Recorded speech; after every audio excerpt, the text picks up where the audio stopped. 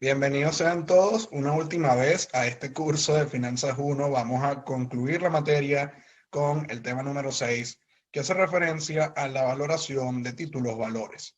Quiero comenzar con este anuncio. Me parece importante decirlo. ¿Qué sucede? Que este tópico está al final de la materia como una previa o una conexión con los temas que van a ver a mayor profundidad en Finanzas 2, es decir, todo lo que tiene que ver con el financiamiento de la empresa. ¿Qué pasa? Que estos tópicos ya se han revisado en varias materias. Por ejemplo, en matemática financiera se ve esto de bonos y acciones, más que todo el tema de bonos. En mercados e instituciones financieras también se cubre, más que todo teóricamente hablando. Y también en materias de contabilidad, dependiendo de si estudias administración o contaduría, se ve el tema de los títulos valores, obviamente desde el enfoque de los registros contables. Entonces, para no ser repetitivo, lo que quise hacer en esta oportunidad es abarcar las formulaciones, abarcar todo el contexto de lo que es el financiamiento y darle énfasis a lo que es el cálculo de los rendimientos. No solamente porque es algo más práctico, sino también porque para conectar las ideas que habíamos visto en el tema 5 de presupuesto de capital, la idea es ver cuál es la estructura de financiamiento más adecuada para financiar proyectos de inversión.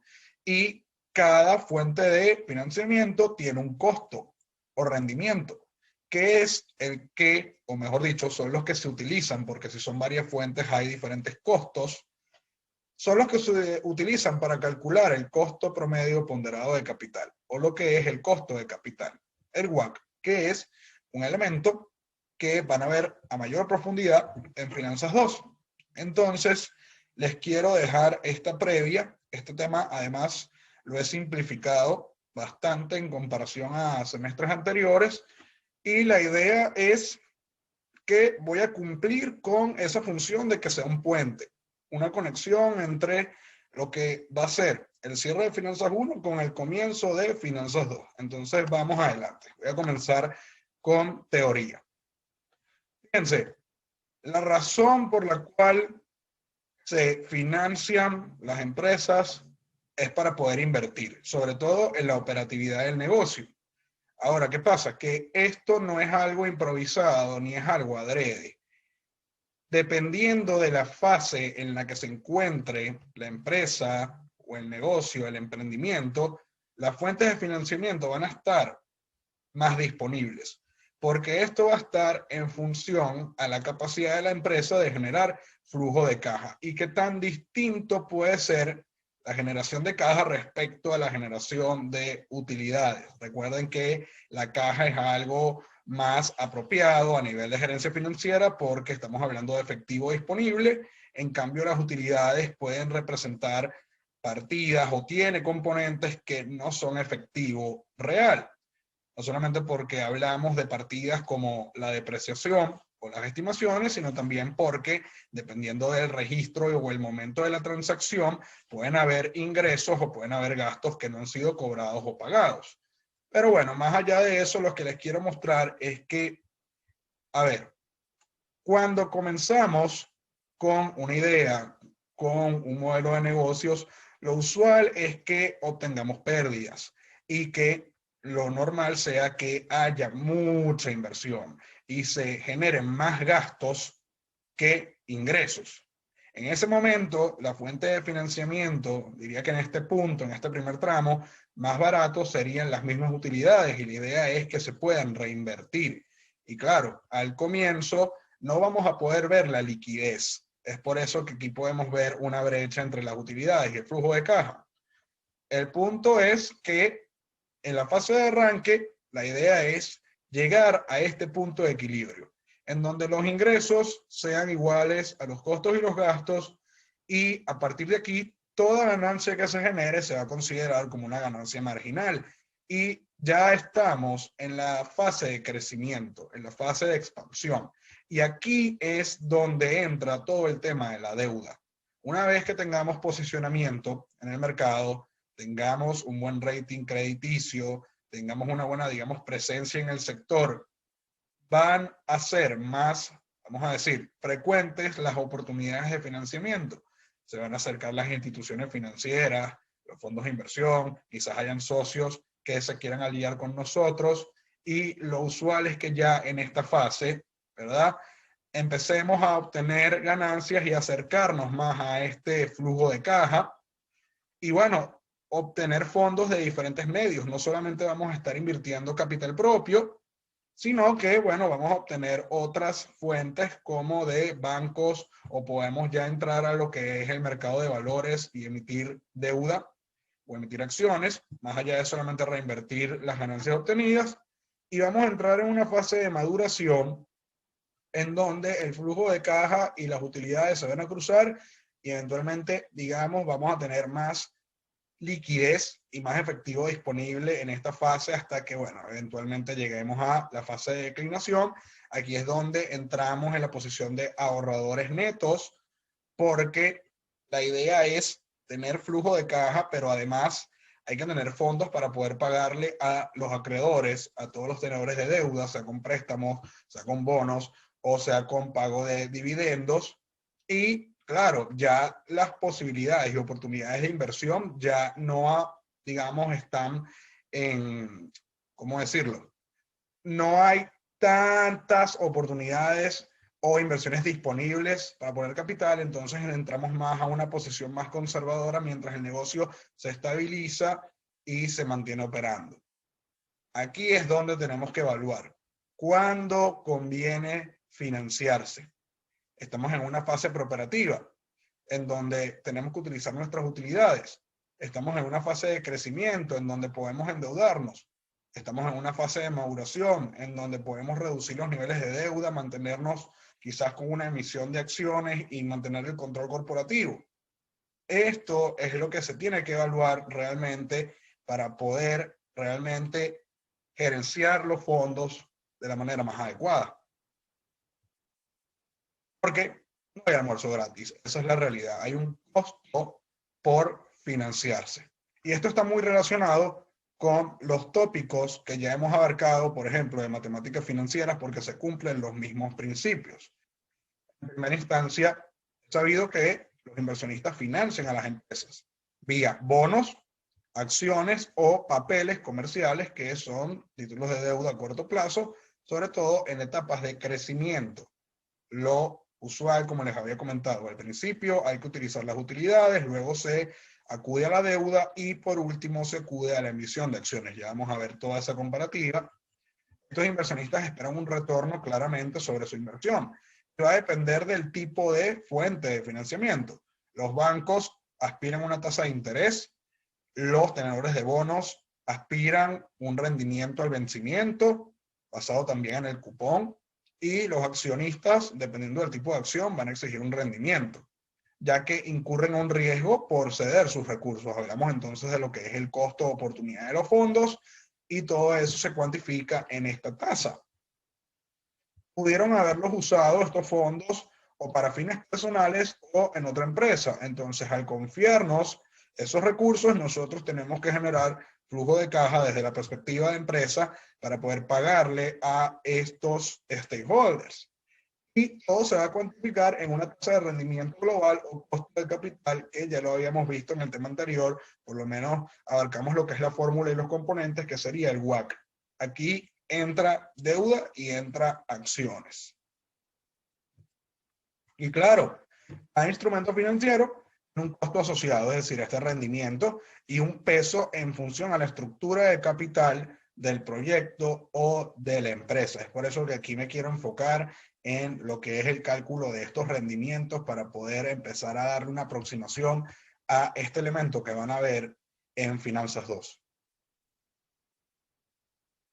Vamos a hablar de lo que es el efecto palanca. Es importante entrarle ya de lleno a cómo la deuda, y esto se ha visto en diferentes estudios y en diferentes experiencias, que actúa como una especie de palanca en una carretilla, porque permite a las empresas crecer y maximizar las ganancias. No solamente tienes dinero de otro lado que no sea tu propio bolsillo, sino que además la deuda maximiza la rentabilidad.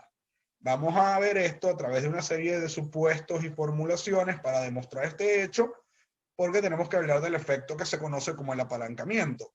Esto lo van a ver, como les comento, en Finanzas 2 de manera más detallada, pero hay tres maneras de lograr este apalancamiento.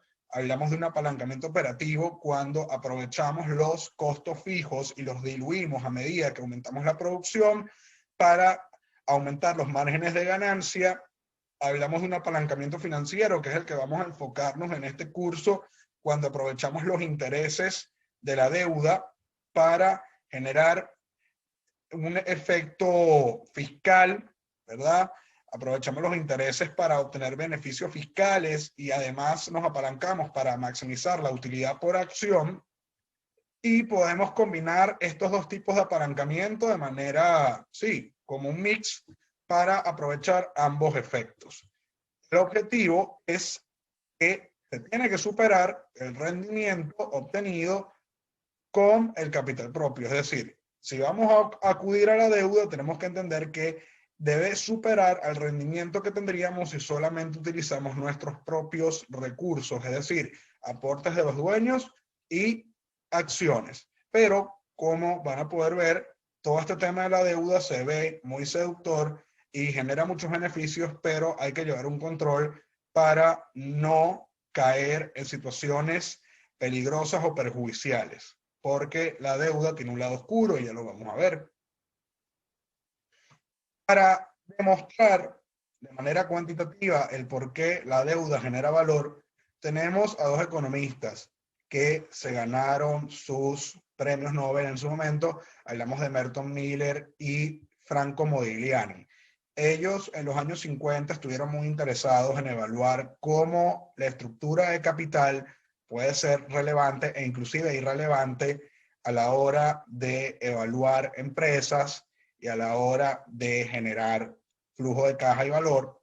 Y se estableció una serie de proposiciones en donde llegaron a la conclusión de que sí, efectivamente, el valor de la empresa aumenta con la deuda, pero eso implica que también aumenta el riesgo del negocio y se ve cuantificado en los accionistas. Ellos elaboraron una serie de modelos con y sin impuestos. Vamos a enfocarnos en el modelo donde claramente esto existe y está este agente que es el gobierno, en donde sí existen impuestos. La primera proposición implica que efectivamente el valor de la empresa va a aumentar con el apalancamiento. Si le ponemos deuda a la empresa, tenemos un valor apalancado. Sería igual al valor no apalancado inicial más el efecto del escudo fiscal. Esto lo vamos a ver ahora más adelante en el material, pero se le suma al valor de la empresa unos beneficios que genera el endeudamiento que permite que paguemos menos impuestos. Esto no quiere decir que se deje de pagar, sino que se va a pagar menos de lo que originalmente se tiene que pagar si no incluyéramos el endeudamiento en el juego. Entonces, este elemento ya de por sí es un plus muy importante. Ahora voy a la proposición 2, que es un poco más elaborada, pero permite ver qué tan susceptible es el rendimiento de los accionistas cuando se empieza la empresa a endeudar. Este apalancamiento va a aumentar, y esto es una relación que va de la mano, el rendimiento que van a exigir los accionistas, porque van a estar más expuestos. Si bien es cierto, y ya lo vamos a ver, que el escudo fiscal, este efecto beneficioso se lo lleva al accionista, también lo puede perjudicar. La razón es porque el rendimiento del accionista o del patrimonio, miren cómo va a estar influenciado. Vamos a hablar primero de un rendimiento no apalancado, es decir, el que se ganaría el accionista si no hubiera deuda, que básicamente es lo que va a generar los activos. Pero miren qué pasa, que aquí vemos que este rendimiento está sujeto a este indicador. Este indicador se conoce como la razón, mejor dicho, deuda patrimonio. Aquí hablamos de deuda financiera, no comercial. Y esto lo que nos permite ver es cuál es la proporción de la deuda respecto al patrimonio, para ver quién tiene como el control. ¿Qué sucede? Que esta deuda financiera tiene un beneficio y se tiene que extraer los impuestos. Esta T que ven acá es taxes, que es impuestos en inglés, y a medida que aumenta este valor y aumenta el endeudamiento, este valor sube. Y a pesar de que hay una compensación aquí con los impuestos, también hay que considerar el diferencial que se obtiene, ¿verdad? Cuando restamos el rendimiento original que no tenía deuda menos el rendimiento de la deuda. Entonces, esta fórmula lo que nos permite conectar, y la idea principal que quiero que se lleven es que a medida que aumenta este valor y la deuda representa un mayor valor sobre el patrimonio de los accionistas, esto va a aumentar el rendimiento global. ¿Por qué? Porque esto permite, ¿verdad?, que la gerencia financiera de la empresa tenga dinero ajeno. Pero si no hay un control para poder pagarlo, entonces el accionista sale perjudicado. Porque si caemos en una situación de insolvencia, no hay liquidez y caemos en bancarrota, ¿quiénes salen perdiendo en verdad al final en el foso? Los accionistas. Esa es la razón por la cual, mientras más deuda, mejor, pero el accionista va a exigir un mayor rendimiento sobre sus acciones debido a esta relación. Vamos a hablar ahora del escudo fiscal. Esto ya es formalizando la definición. Si tú te endeudas, generas un ahorro o beneficio, porque los intereses de la deuda, sea préstamo bancario, sea bonos, son deducibles de impuestos.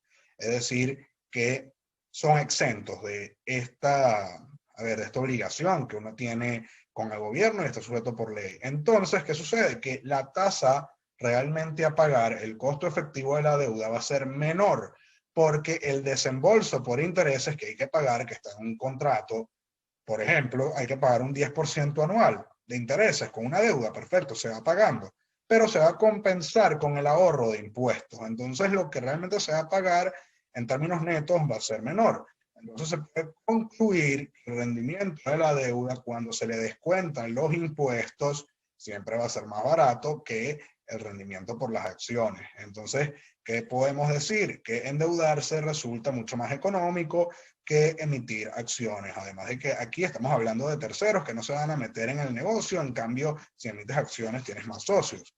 Entonces, bueno, aquí tenemos los elementos de la fórmula. Este valor completo que ven aquí es el costo de la deuda después de impuestos, se le llama el costo efectivo, y la T, como les decía, es la tasa efectiva de impuestos.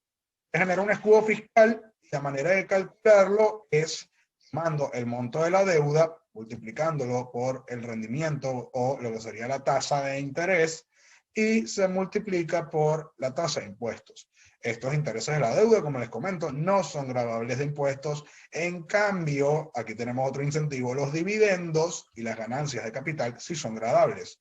Entonces, hay un impuesto al dividendo que debe pagar el accionista si se le da este dinero, y además, si vende la acción y obtiene un diferencial por esta transacción, también tiene que pagar impuestos. Se habla entonces de lo que son los impuestos personales. Es por eso que se dice que a nivel empresarial a largo plazo, lo importante es reinvertir las ganancias para ver como, digamos, el fruto de toda la inversión, porque si se van cobrando dividendos, hay una parte que el fisco se va a quedar.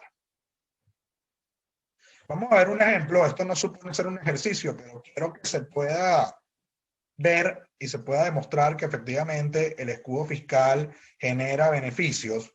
Porque, a ver, si yo les pongo un escenario en donde una empresa tiene dos opciones, puede emitir bonos por $100,000 con pagos anuales de cupones, en este caso, que actúan como el interés del 10% anual, o emitir acciones en donde se pague el 10% de las utilidades como dividendos. Esto entra en la política de dividendos de la empresa, y la tasa de impuestos de la compañía en este caso es 40%. Quiero que vean aquí la estructura del estado de resultados, considerando el escenario con deuda y el escenario sin deuda. Fíjense que aquí lo más resaltante es que, a ver, no importa los niveles de ganancia operativa, nos vamos a enfocar acá más abajo, porque si hay deuda implica que hay que pagar el 10% de intereses, en este caso son cupones. Entonces se reduce la utilidad antes de impuesto. Eso implica que el gasto de impuesto va a ser menor, porque la utilidad, al ser menor y al ser gravable, el efecto es más reducido, y podemos ver que la utilidad neta en primera instancia, en el segundo escenario, es mayor. Pero ¿qué sucede? Que los dividendos salen de estas utilidades y van a reducir la utilidad neta total después de pagar los dividendos. Aquí tenemos el 10% de 90,000 y claramente tenemos más utilidad con la deuda.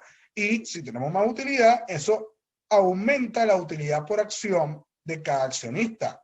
Si tomamos esta cantidad y la dividimos entre el número de acciones, claramente aquí vamos a tener un mayor resultado. Ahora bien, todo va a depender de si la empresa está en capacidad de generar caja para pagar los intereses y todos los compromisos financieros, para que podamos verle como el queso a la tostada en este caso. Aquí ya he demostrado con varios ejemplos y varias características o elementos que la deuda es positiva, pero está comprometida. Es decir, eso obliga a la empresa a tener una buena gerencia que permita que haya fondos para poder pagar, porque las deudas son obligaciones y no hay manera de escapar, porque las consecuencias de no pagar pueden ser graves. Conclusión, el escudo fiscal se lo lleva el accionista, claramente porque tiene mayor utilidad por acción y aumenta el valor del negocio. Sin embargo, esto va a aumentar el rendimiento exigido. Claramente porque hay mayor volatilidad en los retornos y hay más incertidumbre. Porque para que esto funcione, la caja tiene que generarse, tiene que haber un buen ciclo de efectivo, tiene que haber unos buenos... Más allá de contratos, tienen que haber comunicación con los acreedores, tienen que haber departamentos de crédito que le hagan seguimiento al pago de estas deudas, porque no es un solo bono o un solo crédito, son muchísimos. Entonces, eso es lo que hay que evaluar. Aquí vemos el efecto del escudo fiscal. Lo podemos calcular con la fórmula matemática. Tomamos los $100,000, lo multiplicamos por la tasa y lo multiplicamos por la tasa de impuestos. Esta sería la tasa de cupón. Y nos da 4,000, que es la diferencia de los dos escenarios. Eso era básicamente lo que quería mostrarles de manera previa antes de analizar con mayor profundidad todo el tema de los títulos valores. Espero que esto haya sido informativo y aprendan que en el ámbito empresarial las decisiones de inversión van separadas de las decisiones de financiamiento.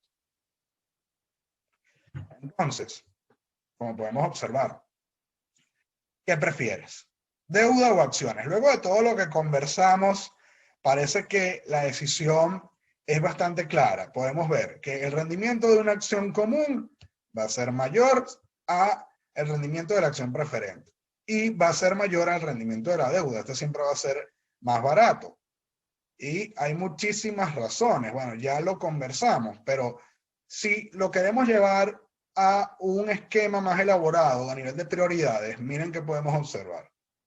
A nivel de prioridad a la hora de los pagos y la liquidación, primero va la deuda, siempre. Por eso es que, a ver, activo es igual a pasivo menos patrimonio. Y además el patrimonio se le conoce como el valor residual o los activos netos.